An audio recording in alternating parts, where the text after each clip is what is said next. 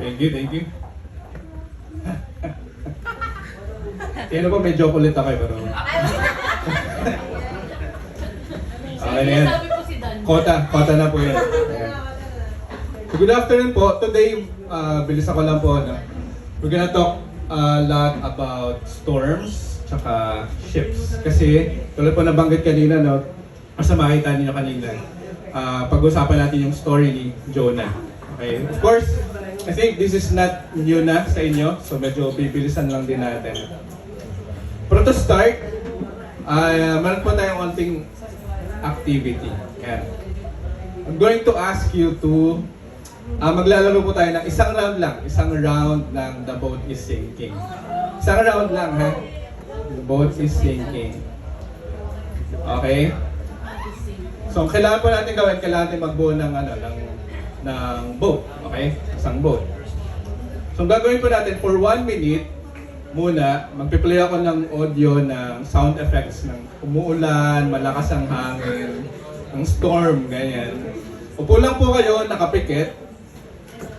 After 1 minute, sabihin ko po na go, okay? Pag sabi kong go, gagawin nyo, form a group however you want. Okay? Form a group however you want. And then, ang rule lang po, gagawin nyo po yun for 3 minutes, kailangan nyo makabuo ng group in 3 minutes. Ang key is, bawal po kayo magsalita. Okay? Bawal magsalita. 3 minutes. Para ma-document yung moment. Bawal po magsalita for 3 minutes. Kaya hindi ako sasali. Pwede na lang ako.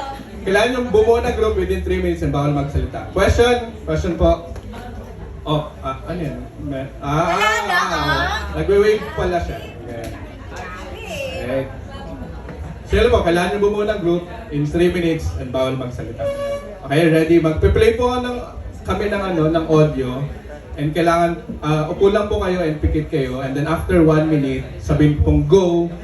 Tapos mag-form na po kayo ng group. Okay? Ready? Sige. Pulang po and then siguro internalize yan. Ano po na-imagine nyo. Nag-acting pa po dito.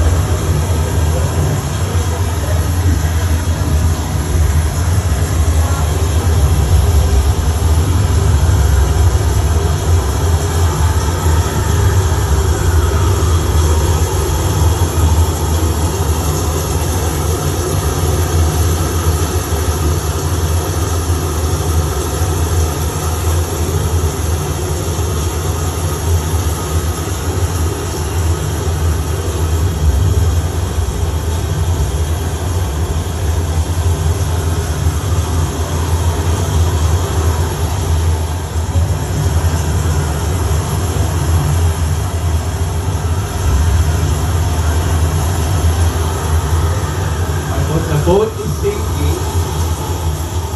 Buo po kayo ng group however you want. Feel free to guluhin yung mga upuan. In 3, 2, 1, go!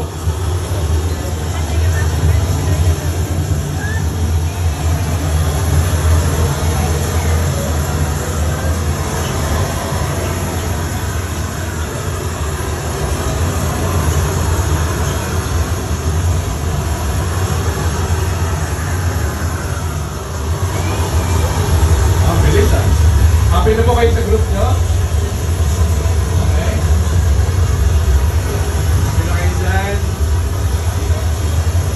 Konti natin kailangan ng 3 minutes. If happy na kayo, we can stop in 5, 4, 3, 2, 1. Okay. Mamatayang pag yun. Okay. Thank you. Diyan na po kayo. Siguro, get your seats na lang habang nag-i-interview ako. Okay. Pwede na po magsalita. Pwede na. Alright. Paano nyo nabuo tong group na to? Pwede na magsalita, ha?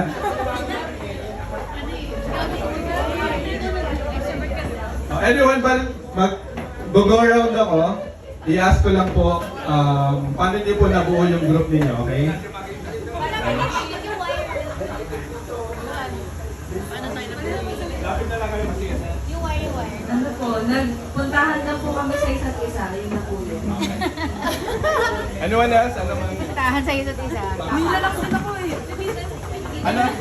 Si Tita, si Nalila Tita. lang daw po si Gabi. Kayo po tita. Si Tita. Yan. Kayo po, Tita. Paano po kayo naging part nitong group? Hinila lang kayo kanina, okay? Mila namin po. Lahat kayo, sino tagahila? Si Ella. Okay, Si thank you. Ina daw. So si Ella nanghila, tapos si Ina nanghila. Okay, sige. Thank you. Yan! Ako. Lapit po sa mic. Ayan. Kayo po, paano po kayo naging part ng grupo na to? Lumapit lang daw. Lumapit lang dito. Lumapit lang po. Sino ba taga-hatak? Nag-invite? Nag-agree lang po. Oh, sige. Wait, nag-golden hands pa silang lahat. Nag-golden hands. Nag-golden hands. Wow. Nag-video ako. Okay. Nagawa ka. Anyone else po? Gusto? Ano ba? Na magnet. Naman, okay. Anyone else po gusto mag-share? Okay. Dito. Wow. Kasi kung sino yung Puro bata. pinaka-diba? Puro bata. Except. Sige. Ikaw, paano ka naging part ng group mo? Nakuha ka sa tingin. Okay. Ikaw? Nakita ko yung pinsan ko dito eh. May bumabagyo. Kailangan niya ng tulong. So, naawa ko. Wow. Okay. Thank you. Everyone else? Gusto mag... Si Arkin. Arkin. Dito. So, can you play? Nakita Group C. Senior. Oh! Yan. Si Arkin po, napunta sa group na to kasi andito yung nagtuturo sa kanya ng beatbox. Okay. Ayan. Anyone else? Gusto mag... Ikaw, ba't ka nandito? I mean, para kanino ka, kaya ka nandito. Ay! God! Itong grupo. Sige, joke lang. At ito pong grupo na to. Excuse po. Paano po kayo naging part ng grupo na to? Kami, Aba. parang hindi naman namin ginusto mag-ipag. Okay. Maganda po yung kay Tita, hindi naman niya ginusto maging part ng grupo na to. No offense po sa mga kasama. Anyone else? Kasi may task. Yan kasi may common task o project yung team na to. So, Pero kaya masaya naman kami sa community na to. Okay. Alam naman namin yung isa't isa. Okay. Thank you. Ito group, lahat ng grupo. Observer mo. Okay. Si grupo hindi kasali sa game. Siya daw yung field reporter. Okay. And si Jude po ang nag-assist sa audio. Okay. Thank you Jude sa ano? Wireless mic. sa amin. Okay. Sige.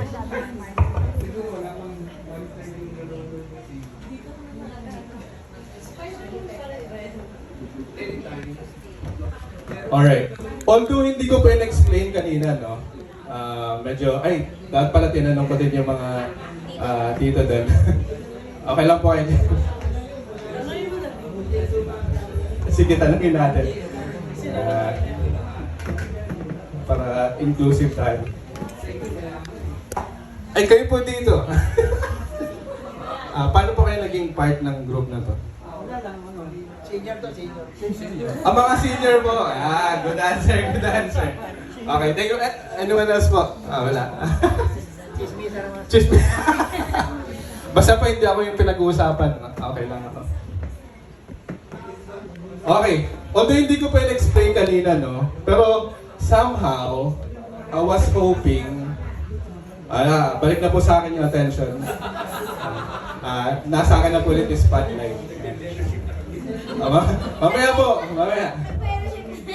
Although hindi ko pa in-explain kanina, somehow, I was hoping po, no, na pag sinabi ko magbuo ng group, isang group lang yung bubuhay natin. Okay. I was hoping ganun po, kasi nag-sermon si M kanina. Pero somehow I was hoping po, no, na although alam ko hindi nyo gagawin, pero somehow, parang sana gawin nila isang buong grupo. Okay?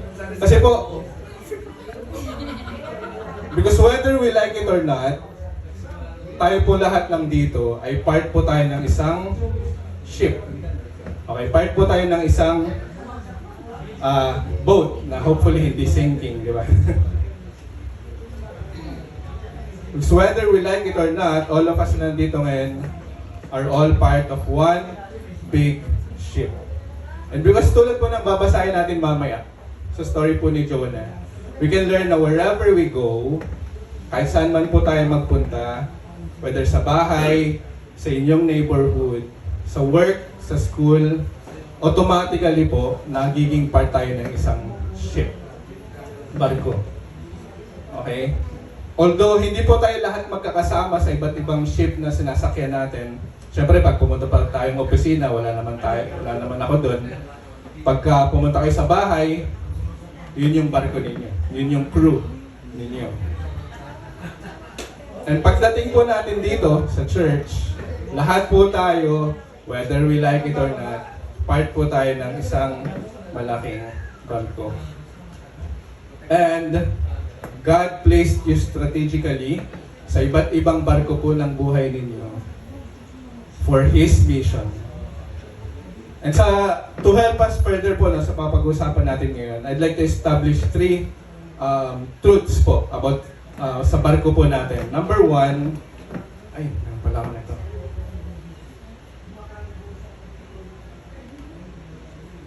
Yun. Pagka may bagyo po, when there's a storm, the whole ship is affected. Okay? Pag bumabagyo po yung buong barko, apektado po yun. Hindi yung parang yung part lang, umuulan, ganyan, tapos sa kabila hindi. The whole ship is affected. Sa story po ni Jonah, na babasahin natin mamaya, he had to board the ship to deliberately disobey God for some reason. And sa pagsuyo po ni God sa kanya to convince Jonah na mag-participate sa mission, kinailangan pong dumaan ni Jonah sa matinding bagyo. And tayo din po minsan kasalanan natin, pero minsan di naman natin kasalanan. Pero we can all agree na every now and then, nakaka-experience po tayo ng matinding bagyo. And maybe some of us here, may pinagdadaanan. Unless meron po dito na never pa naka-experience ng bagyo ng buhay, pwede na po kayong umuwi. Pero wala naman po, no? Pero di ba po, we can agree na every now and then, sa iba't ibang barko po ng buhay natin, sa bahay, sa opisina, dito sa church, nakaka-experience po tayo ng bagyo. And iba-iba pong level ng ng lakas. And minsan, may barko tayong mapupuntahan na pinabagyo. And minsan, dala-dala natin yung bagyo kung saan man tayo magpunta. Sana hindi, di ba? Pero it can happen. Pangalawa po,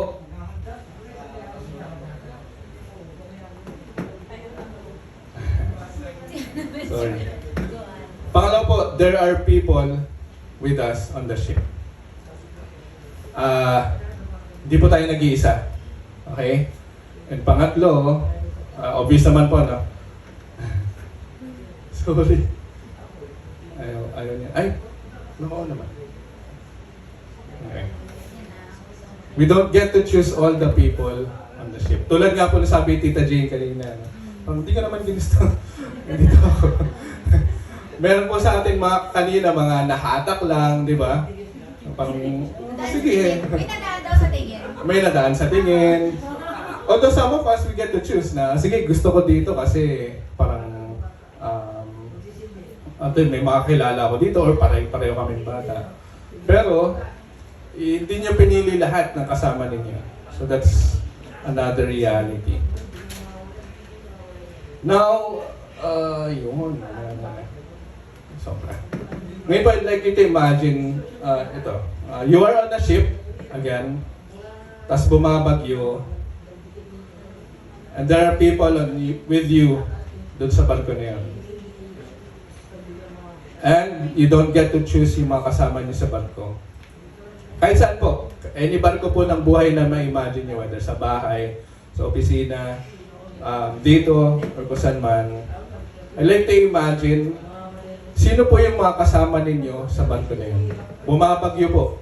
Bumabagyo, maybe may certain area or may certain ship sa buhay ninyo na binabagyo currently or binagyo recently. Sino po yung mga na-imagine yung taong kasama ninyo doon? Hindi po yung gusto nyong makasama, tulad ni yung kasama ninyo po. Ayan. And you don't have to name them specifically, maybe groups of people. Okay, I'd like you to picture po sino yung mga yun, sino mga kasama ninyo. Okay?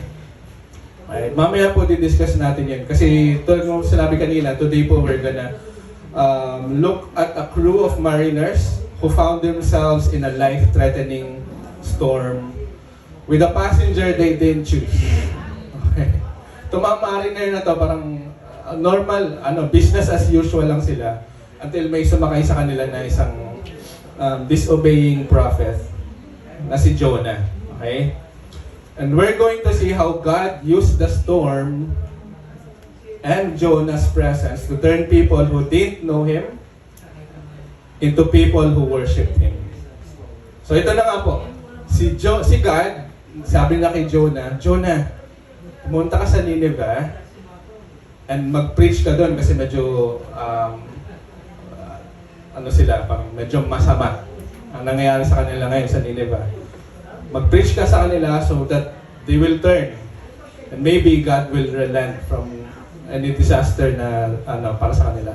Ngayon si Jonah, alam niya po may prophecy na kapag parang years later, etong Nineveh na to will attack Israel.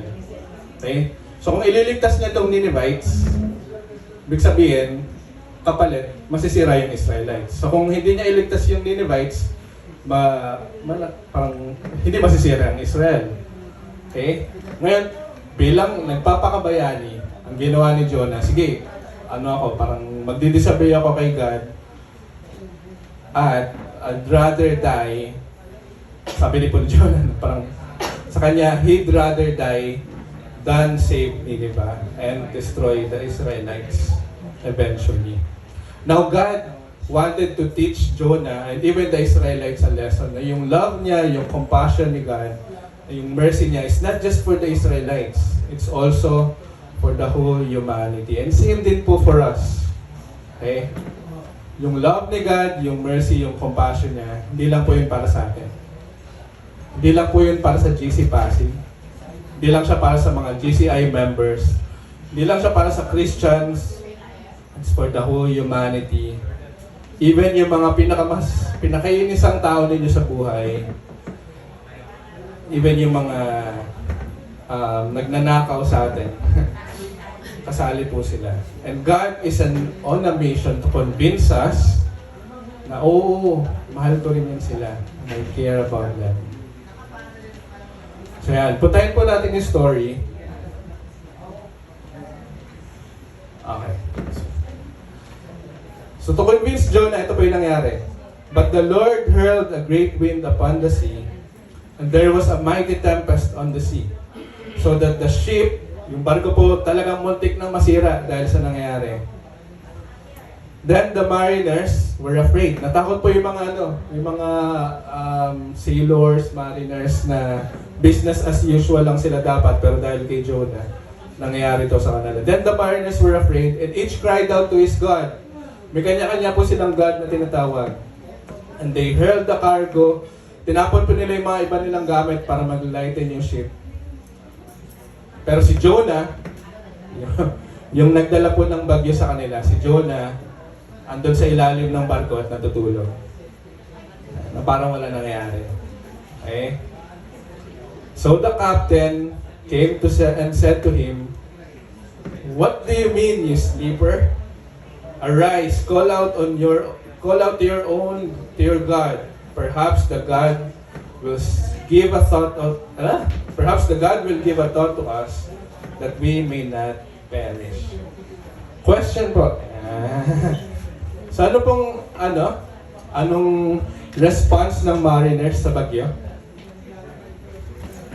Sige pa, ano ba yan, tito? Nag-pray sila.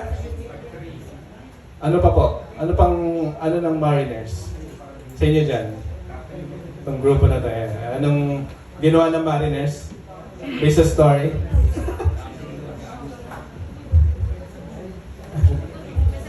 May sagot. Ayan, may sagot. Mas cover. Basic for God. Nag-seek sila kay God. Okay. Okay. Anyone else? At dito sa mga young ones natin.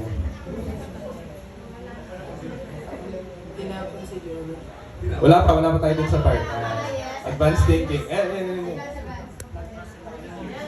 And trust kay God. Okay, ano yun? Tinapon yung mga gamit. Okay. Thank you. Naalala nyo, nakakapanood po kayo ng video ng mga ng lumilindol. Lumilindol, no? And I think now whether Christian or not, whether regularly nag-attend ng church or not, matik po, people call on to a higher being. Pero sila po, itong mga mariners, they didn't know God pa. Di pa nila alam si God ng Israelites. So they were calling out to their own gods. They were seeking a God. Pero yung God nila, hindi capable to save them. Hindi sila masave ng God na, of course, who did not exist. Hindi sila masave nun. So they were looking for someone, baka may God ka na makapagligtas sa atin. And then, nahanap nila si Jonah na natutulog, na walang pakialam. And sabi nila, and doon, ano pa yung nangyari after? Ngayon, nahanap nila si Jonah. And the storm made the mariners seek God. Okay, naghahanap sila ng God, although di nila kilala si God pa, naghahanap sila ng someone na pwede magligtas sa kanila. And then, they said to one another, "Come, let us cast lots that we..." So wala pang ginawa si Jonah po, no? So kinausap siya ng captain, walang ginawa si Jonah. So itong sabi ng mga mariner sa kanila, sa isa't isa. Ay, yeah, thank you. Dalawang mic. Sabi ng mariner sa isa, "Come, let us cast lots that we may know on whose account this evil has come upon us." So nagano po sila, palabunutan. Yan. Sino kayang may kasalanan nito sa atin? And ang ending, natuklasan nila si Jonah. Lumabas yung pangalan ni Jonah. Walang pangalan yun. Siguro parang, dumalala kung tama yung, parang may sticks po kung sino yung mahaba. Parang gano'n. Siya yun. So in-interview nila si Jonah. Sabi nila kay Jonah, "Tell us on whose account this evil has come upon us. What is your occupation? And where do you come from? What is your country? And of what people are you?" And ito po yung sabi ni Jonah, "I am a Hebrew, and I fear the Lord, the God of heaven, who made the sea and the dry land." Then the men were exceedingly afraid and said to him, "What is this that you have done?" For the men knew that he was fleeing from the presence of the Lord, because he had told them. So kinuwento ni Jonah, ano nangyari? So ako, sinabi ako ni God na pumunta dito, and ako, ayaw ko. Tumakas ako. Now, this is happening because of me. Ngayon, sabi niya, so ano kailangan natin gawin? Ano kailangan natin gawin? Sabi ni Jonah, sabi ni Jonah sa kanila, sorry. So lumakas pa po ulit yung bagyo, no? Lumakas pa lalo. Sabi ni Jonah sa kanila, "Pick me up," ito na yung sinasabi niya, no? JR, "Pick me up and hurl me into the sea. Then the sea will quiet down for you. For I know it is because of me that this great tempest has come upon you." So based po sa sa story so far, paano nga po ulit nakilala ni God, ng mga mariner si God? Through Jonah po, no? Through Jonah, kasi nagsalita na si Jonah. Okay? Nagsalita na siya, inamin niya, eto, nangyayari to dahil sa akin. So Jonah's words help the mariners know God. Kasi pwede naman, ang ginawa ni Jonah, okay, para tapos na to for everyone, kaysa itapon nila ako, talon na lang ako. Okay? Pero he had to explain, ito nangyari. Dahil nag-explain siya, now, Jonah's word, help the mariners know God. Okay? Pero bago po umabot sa point na umamin si Jonah, no? Parang ang tagal, ang dami muna nangyari. Maybe, Jonah, parang ayaw, parang wala lang siya pakailangan ganyan. Pero when finally nagsalita si Jonah, nakatulong po yun for the mariners to know God. So ngayon, nakilala na ng mariners si God. Ano po nangyari? Tuloy po natin yung story. Verse 13, nevertheless, the men rowed hard to get back to dry land, but they could not. Sinabi po ni Jonah, ito gawin nyo, itapon nyo ako, tapos maging okay na lahat. Pero yung mariners, alam nila anong mangyayari kay Jonah pag tinapon nila itong taong to. Ano po ang mangyayari kay Jonah? Yun, mamamatay. Yan. Pag tinapon si Jonah sa dagat, alam ng mariners mamamatay siya. So, hindi nila ginawa agad. Ginawa nila, tulong-tulong tayo, i-rouse natin to. Pero, lumakas pa po na lumakas yung bagyo. Until, sinabi ng mariners, therefore, they called out to the Lord, O Lord, let us not perish for this man's life, and lay not on us innocent blood, for you, O Lord, have done as it pleased you. So parang, Lord, wala na kaming choice. Talagang kailangan namin itapon tong Jonah na to. So Lord, wag niyo naman parusahan dahil papatay kami ng tao. Okay? So they picked up Jonah and hurled him into the sea, and the sea ceased from its raging. Nawala po yung bagyo. Then, the men, yung mga mariners, feared the Lord exceedingly, and they offered the sacrifice to the Lord and made vows. From not knowing God, dahil sa na-experience nila sa bagyo, sa storm, di lang nila nakilala si God, they ended up worshiping and fearing God. So yung power po ni God, yung intervention niya, yung na-witness ng mga mariners kung ano nangyari, it led to the mariners to worship God. Based on this po, now we can learn that God's power turned them from just knowing God to fearing and worshiping God.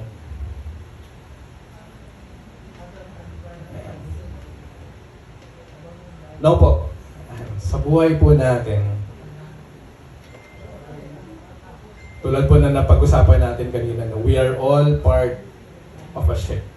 Whether here, or kung saan man tayo magpunta, part po tayo ng isang ship.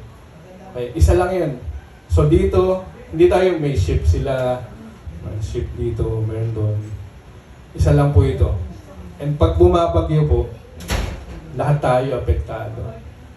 Sa bahay, pag naka-experience po tayo ng bagyo ng buhay, lahat damay, di ba? Halimbawa, may isang tao nagkasala sa bahay. Hindi naman siya yung apektado lang eh.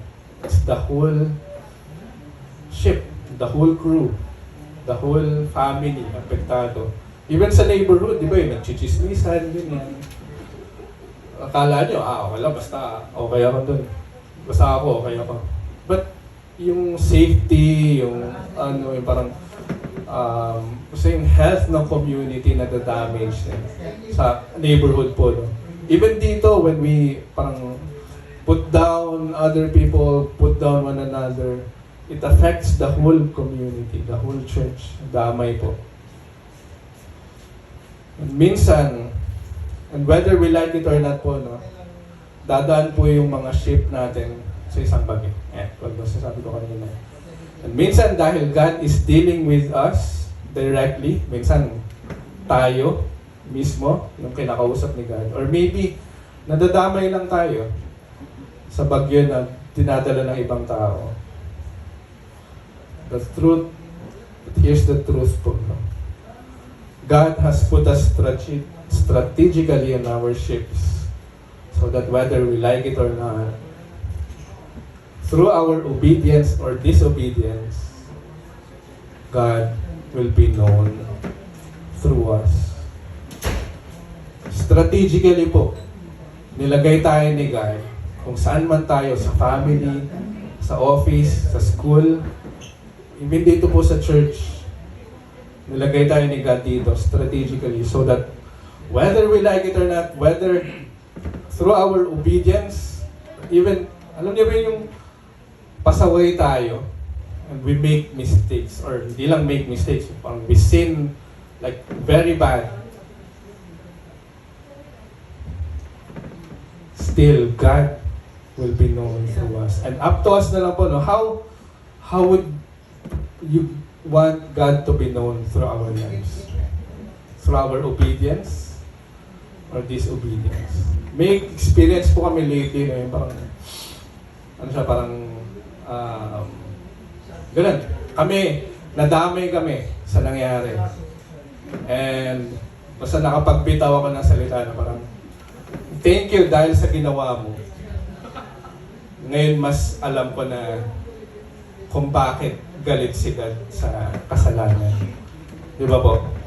And because of our obedience or even through our disobedience, God will be known through us. And hopefully po, no, hopefully, lahat po tayo we can choose. Gusto ko naman makilala ni God, makalala si God sa buhay ko through my obedience. But nevertheless, that's our truth po. Ngayon, kayo na po I ask you to imagine kung sino yung mga taong kasama ninyo sa barko. Maybe there's an area in your life na binabagyo ngayon. Sino po yung mga kasama niya doon? Sino yung mga kasama niya po doon sa barko?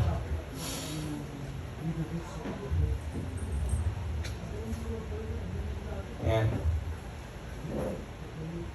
The question is, how are you helping these people get to know God? Yung mga kasama niyo po sa barko ngayon, whether it's because of you kaya bumabagyo or maybe it's because of a different reason, kasalanan ng ibang tao. How are you helping these people get to know God? And do you even care enough about them to desire na sana kilala din nila si God, no? Or masaya na kayo na, hindi, basta ako, okay kami ni God. Because Christianity po, tulad ng sinasabi po ni M. Kanim, it's not just about us, individually. Hindi lang to between me and God. Well, it's good po na it's okay with God. But ultimately po, it's the whole community. It's your ship, it's your crew. Whether it's here, sa family, sa office, sa school, we're all part of a big crew.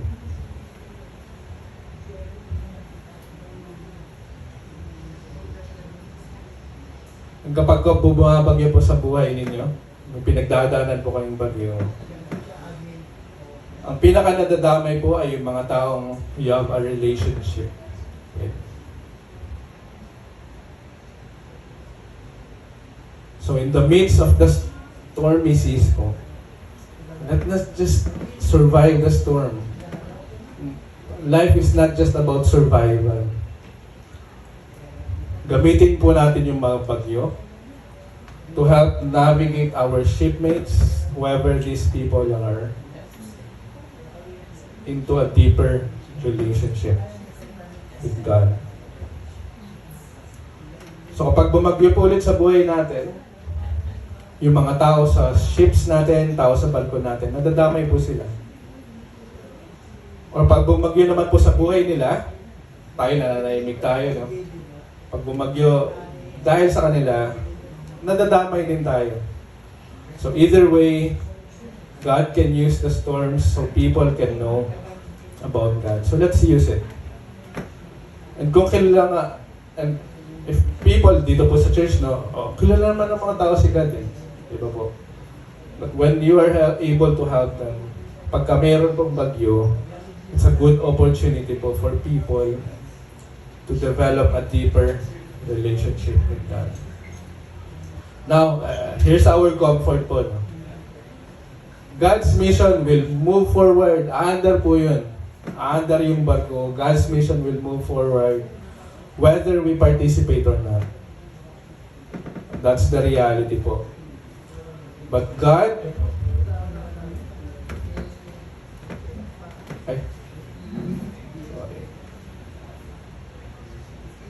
but God has put us strategically.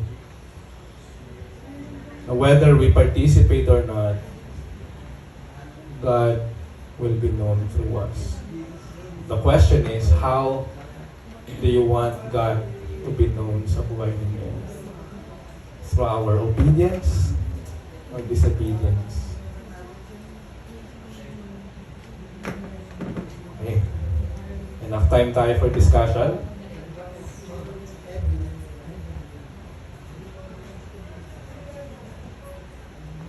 Okay. Gusto mo sana ulit, sige, double thinking tayo, tapos isang grupo na, kaya lang tatagal yung discussion. So yung mga group na malaki masyado, feel free na to split para lang mabilis yung discussion. Pero okay na yung within that group na. Para hindi na mahirap. So halimbawa kayo, kay 6, 7, so 4, 3, ganyan. 6, 7, ganyan. Sorry, na-bring up si Mrs. po ang birthday niya June 7. So inasa ko sa 6, 7. Anyway. So, discussion po. Doon po nang pina-imagine ko po, sino yung na-imagine yung kasama niyo sa barko? Hindi niyo po kailangan sabihin in detail kung ano yung bagyo or whatever, kung sino, hindi niyo pa kailangan explain. Sino po yung mga nandun? Hindi po kailangan specific people, maybe kung family na lang, or workmates, ganyan, or group of people. Sino po yun? Who did you imagine are the people on your ship? Kung hindi man pong binabagyo, okay lang. Kahit hindi binabagyo, walang problema. Basta, sino po yung mga na-imagine? O kaya, ano-anong ships meron kayo? Pwede din. Alright? And then when a sudden storm hits your life, or workplace, or family, how do those people usually react? And where do they look for help? Tulad po ng mariners na parang, do they know God? Para si God yung pupuntahan nila? Or... And lastly po, in these times, pagka bumabagyo, how are you helping them have a relationship with God? If hindi niyo po nagagawa, if you're not helping them, how do you want to help them? Okay? And then after that, pray na po tayo. Alright, tas picture. Tas, the boat is sinking, tas isang grupo na para sa picture. Yan. Tama. Okay? Questions po? Or question about sa mga sinabi ko? Like pushbacks, ganyan, anything? Wala naman. Okay? So, group yourselves into 3 or 4, starting now, okay? 15 minutes na. 15 minutes na discussion po.